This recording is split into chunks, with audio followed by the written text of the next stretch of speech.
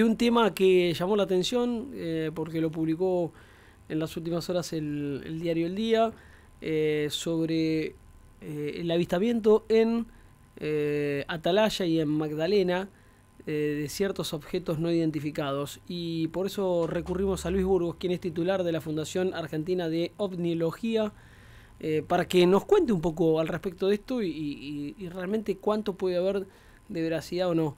Luis, ¿cómo le va? Buen día, buenas tardes en realidad. Germán Testa, Nicolás Intuini y Radio Martel, los saludamos. ¿Cómo anda? ¿Qué tal, chicos? Buenas tardes. Muy bien.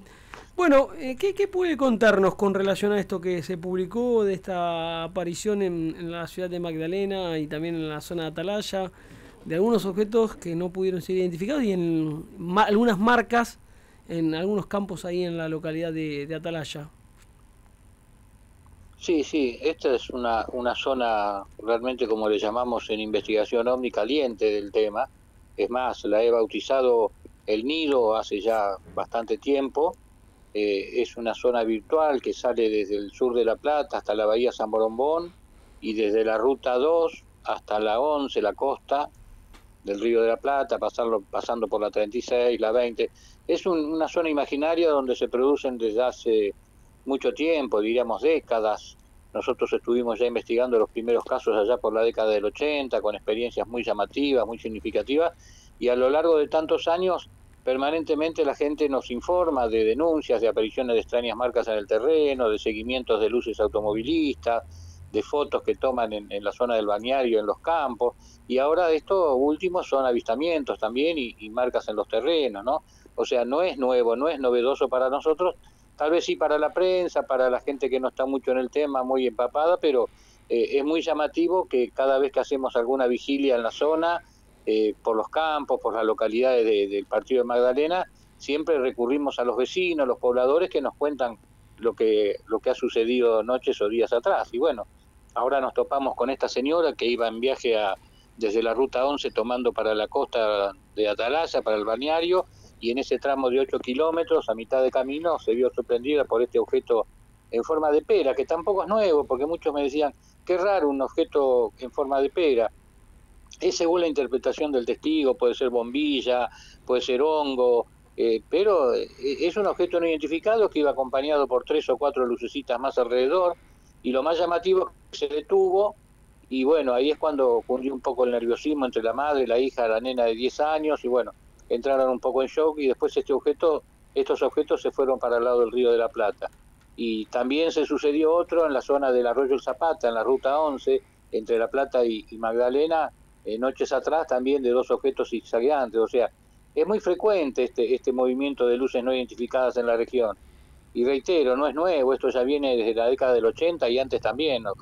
Lo que pasa es que empezamos a investigar fuerte en la zona ya por el año 85, ¿no?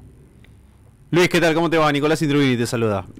¿Por qué crees que esta zona caliente, como vos la llamás, es tan propensa a ser justamente la zona donde se ven seguidos los objetos voladores?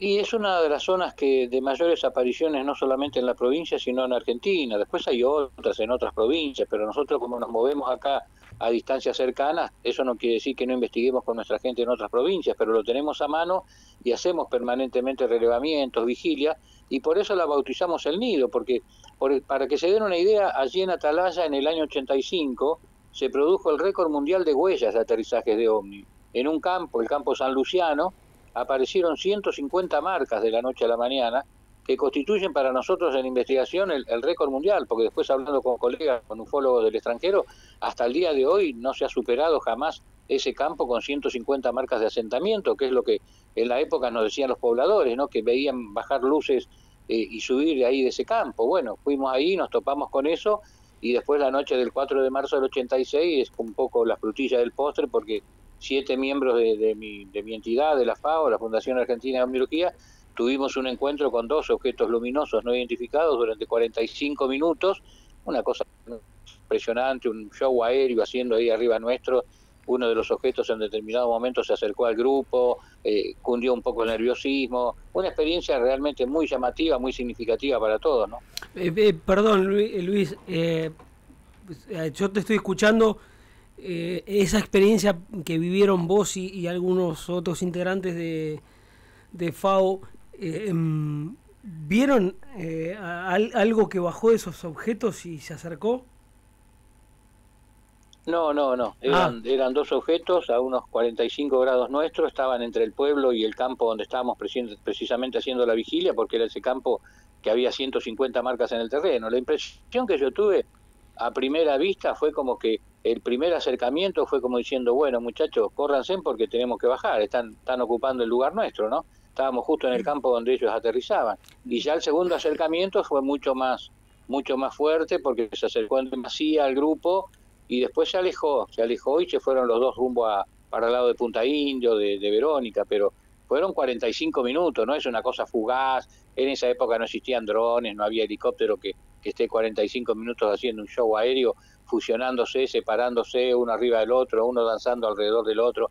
Una cosa realmente muy significativa, que ahí digo, bueno, wow, lo que vengo investigando desde el año 69, esto me está convenciendo de que estamos ante la presencia de una tecnología que para la época no era convencional, al menos en la parte que conocemos todos, ¿no? Luis, más o menos, hablamos de qué diámetro tienen estos objetos. ¿Pudieron ustedes hacer ese análisis de acuerdo a las marcas que dejaron en los campos? Sí, es el patrón común de estos objetos. Son objetos que varían entre los 6 metros, 8, 12, 15... No son naves gigantescas, nodrizas, como aparecen ahí en televisión, en la serie de ciencia ficción. Son objetos pequeños. Supuestamente vienen de algún lado, tendrán su hábitat, su hangar, su base, tendrán un objeto mayor que sea el portador, quizás la famosa nave nodriza, pero generalmente el ovni que aparece en los campos de Argentina y que ve la gente, el pescador, el ruralista, el cazador, el automovilista, el diámetro va entre los 6 y 12, 13, 14 metros, más no, o sea, no son aparatos gigantescos que uno dice, bueno, wow, estamos en presencia de una invasión. No, son aparatos de reconocimiento, obviamente, ¿no? Luis, nosotros conocimos este caso, pero ¿son así aislados o ustedes tienen información, data que se dan más durante el año? No, a lo largo del año nosotros recibimos, el promedio de denuncias que nosotros recibimos de todo el país en Argentina, hablo de Argentina porque investigamos en Argentina, después el uruguayo, el brasilero, el chileno tendrán su estadística, su banco de datos, su análisis. Nosotros acá en Argentina recibimos aproximadamente un promedio de 150 a 200 denuncias por año, que van desde avistamientos, fotografías, videos, marcas en los campos, gente que dice que ve siluetas alrededor del objeto. De ahí, cuando hacemos el balance, nos queda un 3-4% de casos positivos, o sea, sin explicación aparente. El resto es todo o fraude o confusión. ¿Me explico? O sea, no quiere decir que todo lo que vuela es ovni y mucho menos claro, que los ovnis son extraterrestres, ¿no? Cuando de alguna manera ustedes logran confirmar este tipo de situaciones, ¿qué sensaciones tienen ustedes como parte de esta fundación que se dedica a lo que es el estudio de este tipo de objetos que vuelan en los cielos de esta zona, como ustedes llaman el nido?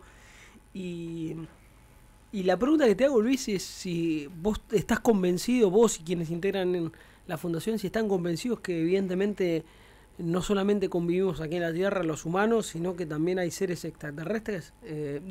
¿Vos estás convencido de eso? No, de la presencia extraterrestre no, porque decir eso ya sería una utopía, sería entrar ya en el terreno hipotético, en algo de creencia, y el fenómeno ovni no es creencia, no es yo creo en los ovnis porque tiene que haber vida inteligente en otros planetas, no.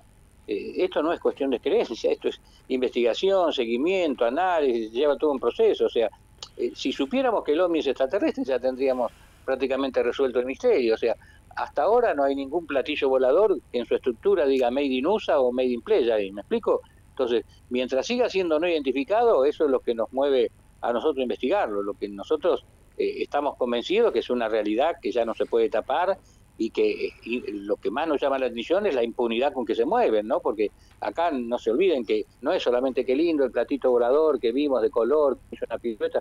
Acá están violando el espacio aéreo, están produciendo aterrizajes ilegales, o sea, hay un montón de violaciones del código aeronáutico que ningún gobierno de turno en los últimos 76 años lo tuvo en cuenta. O sea, por algo están haciendo, ante la vista de todos, y es como diciendo, bueno, hagan lo que quieran, porque no, o no podemos hacer nada, o no queremos ver la realidad, o respondemos a una potencia que todos sabemos quién es, y que nos tiene un poco amordazada la boca para que no digamos nada, ¿no?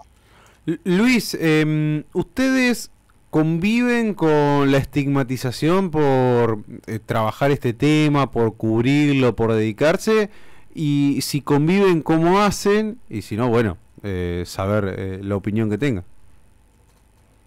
No, nosotros es un grupo, la entidad es un grupo de 150 personas en todo el país. Si hace 5 minutos ocurrió un caso en Salta, en Tucumán, en Mendoza, en La Pampa, ya lo tenemos enseguida por esta cuestión tecnológica de las redes. Después confiamos en la gente que tenemos en las provincias, donde si no podemos trasladarnos nosotros, confiamos en nuestros colaboradores y corresponsales. Pero esto es una realidad que la estamos viviendo día a día y que nos llega, ya le digo, material, bueno, fotográfico y fílmico nos llegan permanentemente. Lo que pasa que lamentablemente el 99% del material fotográfico son insectos o aves que pasan ahí a centímetros del lente o a 50 metros de la cámara del celular. Hoy todo el mundo anda con el celular, saca una foto y piensa, uy, capté un ovni, es un insecto, es un ave. Sí, si no, pero tendríamos que pedirle a los grandes testigos de otrora, del 50, el 60, el 70, que produjeron casos muy emblemáticos en el país, que muestren una bala, una foto, o un video, cosa que sabemos que no lo tienen, ¿no? Claro, yo lo que te consultaba era, por ahí te cruzás con alguien en la calle, le decís, mira, yo me dedico a esto, estudio sobre esto, ¿te miran raro por eso?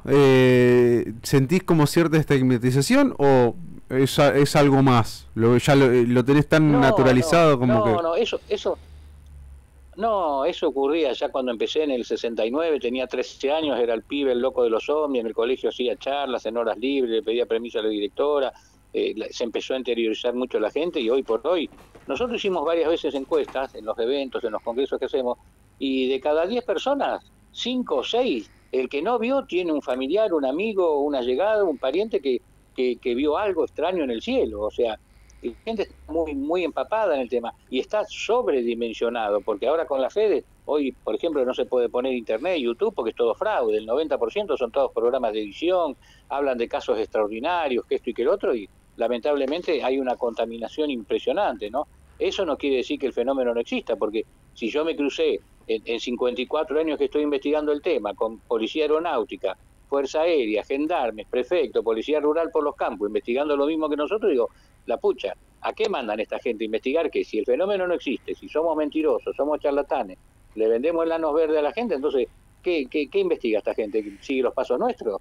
La diferencia es que después ellos la investigación no la divulgan y nosotros se la damos a ustedes los periodistas. Luis, particularmente tu interés en este tema nació a partir de alguna situación extraordinaria que te tocó vivir en ese sentido, o fue por la inquietud misma de decir, che, ¿por qué se habla tanto de esto? ¿O por qué se dicen tantas cosas y no se investiga tanto esto? No, el tema es que yo empiezo en el 69 con la llegada supuesta del hombre en la luna, o sea, ese 20 de julio estaba en el televisor blanco y negro mirando atrás de los astronautas a ver si aparecía un plato volador. Después el destino quiso que me convierta tal vez a los pocos años en el primer argentino en dudar de la llegada del hombre a la luna, ¿no? Pero bueno, eso es harina de otro costal. Yo estuve 10 años, del 69 al 79, sin ver un ovni, investigando testigos de ovni, cazadores, pescadores, ruralistas, y del 79 ahora tuve la suerte de ver, como este caso en Atalaya, tuve la suerte de ver 8 veces fenómenos ovni, y no hay nada de contacto, no nos tomamos de la mano, no invocamos, nada, sino vamos a lugares donde nos llaman que está apareciendo durante noches atrás y se da y lo hemos visto, o si no en alguna vigilia de las tantas que hacemos por los campos y las rutas y los ríos, hemos invocado esa noche que se vio un fenómeno no identificado, o sea, no hay nada del otro mundo para nosotros, ¿no? Lo tomamos muy directo el fenómeno y ya sabemos prácticamente cómo movernos y cómo manifestarnos ante un semejante fenómeno. Bien, Luis, te agradecemos el contacto, gracias por ponernos un poquito de claridad a esto que se presentó y que de alguna manera tiene que ver con situaciones que se vienen reiterando y que no es de ahora, sino como decís vos, de allá por la década del 80. Exacto. Que bueno, que seguramente deberá seguir investigándose y reunir pruebas y bueno, empezar a analizar de alguna manera que evidentemente no hay solamente vida humana en la Tierra, sino que tal vez haya ya indicios claros de empezar a pensar en que nos acompañan seres de otro lado, ¿sí? Claro. El tema pasa que nosotros prácticamente nos movemos con nuestros bolsillos, o sea, nosotros lo hacemos de pasión, de hobby, método de vida, pero nosotros no tenemos subsidio, no tenemos ningún tipo de apoyo ni de este gobierno ni de todos los anteriores, o sea, acá el que tiene que tomar cartas en el asunto y poner recursos a disposición de este fenómeno que no quieren investigar por lo visto son los gobiernos de turno a través del Ministerio de Defensa y de la Fuerza Aérea, pero bueno, lamentablemente es voz populi en Argentina que todos han actuado y seguirán actuando de la misma manera.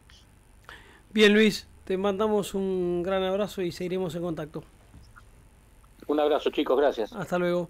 Luis Burgos, titular de la Fundación Argentina de OVNIología, contando detalles